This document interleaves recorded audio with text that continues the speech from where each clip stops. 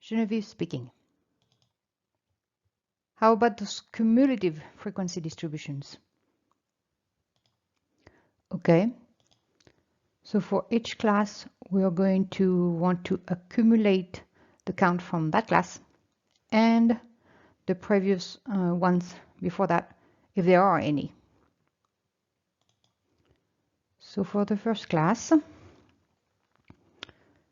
the cumulative frequency is just that class frequency because there are not any previous classes to add to that.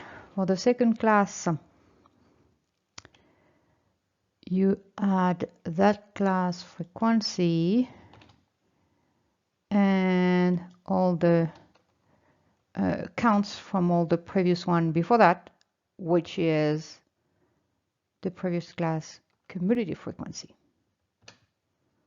And then copy that down. And notice that for the last class, the cumulative frequency that I get is equal to the total of the frequency. So I did the same thing for all the other cumulative frequency columns, and for the last class of the cumulative relative frequency, I get 1, which is the total of the relative frequency, and for the last class of the cumulative percent frequency, I get 100, which is the total of the percent frequency.